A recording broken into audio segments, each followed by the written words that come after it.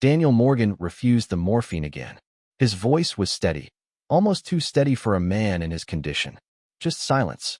Or maybe a book. Claire Bennett hesitated, the clipboard cold in her hand. Most patients begged for relief by the third day. He hadn't touched a drop. "What would you like me to read?" she asked, softer this time. Daniel lifted one thin hand toward the small stack of books beside him. On top, Tuesdays with Maury. She pulled up a chair without another word and began reading under the faint buzz of the fluorescent light. He closed his eyes but never fell asleep. His chest rose and fell in long, deliberate breaths, as though he were measuring every syllable. The second night, he asked for Man's Search for Meaning. The third, Letters to a Young Nurse. Claire noticed the pattern, stories of loss, dignity, and purpose. Daniel never asked her anything personal, but he noticed things. "You wear that locket every shift," he said one evening. "Your daughter?" She nodded once. He didn't press. On the fifth night, her voice faltered mid-page. She steadied herself, but the words escaped anyway. "Sometimes I wonder if kindness even matters anymore." Daniel tilted his head, listening. "My dad died in an ER hallway," she whispered. "No insurance. He lay there 6 hours before anyone touched him.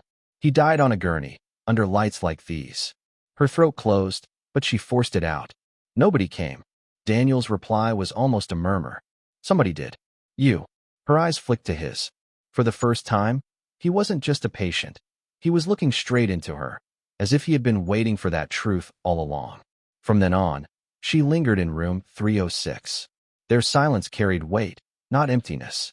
She read slower, left space for thoughts unsaid. He listened with an attention she had never known from anyone, not even family. Then, one night, the silence cracked. A crash from down the hall. Porcelain shattering. A groan. Claire set her clipboard aside. "I'll be right back." Room 312. Mr. Nolan. Frail, alone, sprawled on the bathroom tile. His gown soaked, his arms trembling as he tried to hide his face. Claire slid her arms beneath him and pulled him upright. 1, 2, 3. Up we go. She changed his gown, cleaned his scrape, tucked him under the blanket. "Better?" she asked. His eyes glistened. "Nobody ever does this." "Everybody deserves dignity," she said simply. Before she left, she noticed an emergency contact scribbled on his chart. She dialed the number herself. "Your father had a fall, but he's okay. He asked for you." When the daughter's voice broke on the other end, Claire smiled faintly and hung up. Back in room 306, Daniel's gaze followed her. He had seen the whole thing through his cracked door. He didn't say it, but something shifted inside him. Later that week, while a physician adjusted his the doctor muttered, "That nurse, 2 jobs, raising her kid alone. Never complains. Pays for other people's meals sometimes. She's different." Daniel said nothing, but he knew. She was exactly what he had been searching for. 3 weeks into his stay, Daniel sat upright in a navy robe. His attorney, Richard Hale, sat across from him with a folder of legal papers. "I don't want the foundation in the hands of the board anymore," Daniel said. "You know the law," Richard replied. "Unless it's family or marriage, it'll be contested." Daniel's gaze lingered on the courtyard below. A nurse pushed a wheelchair into the sun. His voice softened. "There's someone." He didn't name her. Not yet. Instead, he tested her. He pressed his call button at midnight. "Could you call down for another dose of morphine?" "There's no order for it," Claire replied. "I'll page Dr. Patel. I'd prefer you just request it directly." "That wouldn't be safe or right," she said firmly. She passed. The next night, he left his wallet in the hall, cash visible. She returned it without hesitation. "You should be more careful," she said. "Not curious?" he asked. "If people want me to know who they are, they'll tell me." He smiled for the first time in weeks. The final test came quietly. Through a liaison, Daniel sent a collector's doll to Claire's daughter. The box came back unopened with a note. "I teach my daughter to be grateful, but also to ask why. Please give this to a child who needs it more." Daniel held that note in his hands for a long time. When Richard called that night, Daniel spoke only one sentence.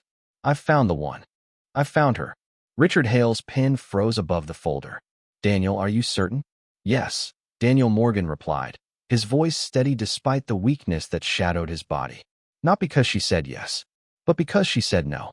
Every time it mattered. For the first time since his diagnosis, he felt something like peace. The room was dim, lit only by the glow of a lamp on the nightstand. Visiting hours had ended hours ago, but Claire Bennett had been asked to come by, personally summoned. She hesitated at the door of room 306, then knocked once and stepped inside. Daniel was sitting upright, not in a hospital gown, but in a crisp white shirt. He looked older than his years, frail but composed, his eyes holding a weight that made her pause. "You asked to see me," she said gently. "Yes, Claire. Please sit." She pulled a chair closer, her heart restless. Something about him felt different tonight. Daniel opened the drawer of his bedside table, withdrew a manila envelope, and laid it on his lap. His fingers lingered on the edge.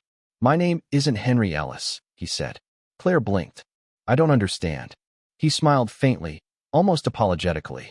"My real name is Daniel Morgan." Her breath caught. "Morgan? As in?" "Morgan Health Systems," he nodded. "I built it decades ago, but when my wife passed, I stepped back. No children, no heirs, and now not much time." Claire leaned back, stunned, her thoughts racing. "I came here under a different name," Daniel continued, "because I wanted no special treatment. I wanted to see this place as it really is, to see the people who keep it alive." She listened, silent, as he slid the envelope toward her. "I've spent years building something called the Morgan Foundation. It funds nursing scholarships, care for single mothers, and dignity for those without insurance at the end of life. Everything I wish had been different when I was younger. But my attorneys tell me I cannot transfer it without blood family or a legal spouse." He looked directly at her. "Claire, I want you to marry me." The word struck like a shockwave. Claire stood quickly, shaking her head. "Mr. Morgan, Daniel, I can't. That isn't who I am. I don't want money. I don't want people to think." "I'm not asking for your love," he interrupted gently. "I'm asking for your trust, and I want to give you mine. I need someone who sees people, not numbers. Someone like you." Her throat tightened. "It would look like I was selling myself."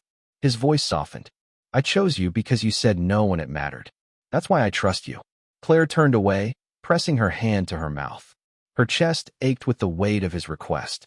When she looked back, Daniel's eyes had lowered, already bracing for rejection. "I need to think," she whispered. He only nodded. The silence stretched, heavy with what had just been left unsaid. That night, at home, Claire sat on the edge of her bed, a forgotten cup of tea cooling in her hands.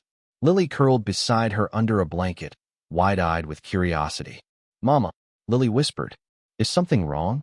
Claire hesitated, then sighed. "Mr. Morgan asked me something big." "About marrying him?" Lily asked, surprising her. Claire blinked.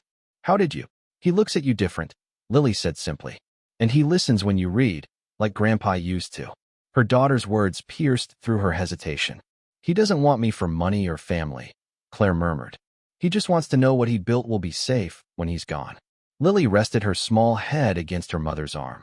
"Then maybe he needs us, too." The next morning, Claire returned to the hospital earlier than usual. Daniel looked up, startled to see her. "I thought you'd need more time," he said. "I did." She smiled faintly.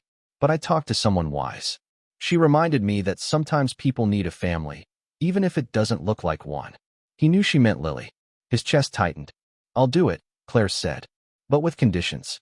My name doesn't go on your estate or personal wealth. I'll only oversee the foundation. Nothing else." Daniel's reply was immediate. "Deal." 2 days later, in a quiet hospital room, they were married. No flowers, no music, only a chaplain, 2 nurses as witnesses, and Lily holding a paper bouquet she had made in art class. Claire wore her scrubs. Daniel wore a tie from years long gone. When asked if he wished to say anything, Daniel spoke only one sentence: "Thank you for giving me dignity." Claire didn't cry then, but she never let go of his hand. In the weeks that followed, her routine remained the same.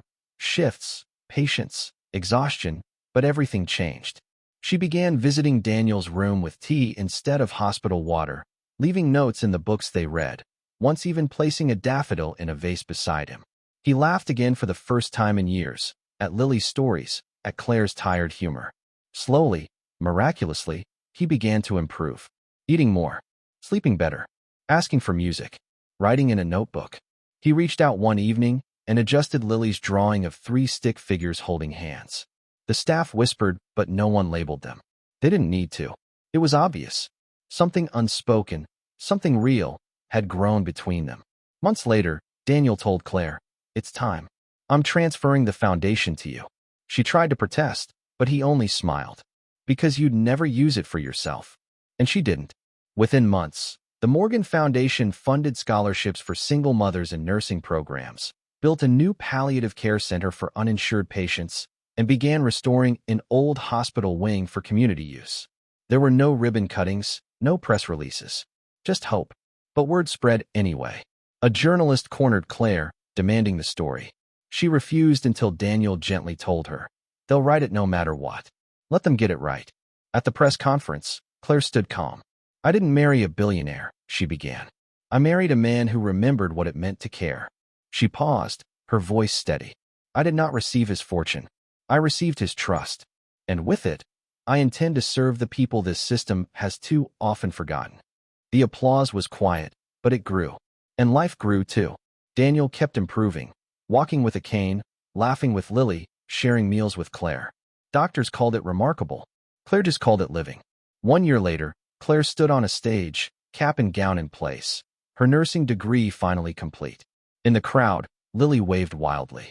And at the edge of the stage, thinner, older, but standing tall in a gray suit, was Daniel Morgan. Claire froze, then smiled through tears.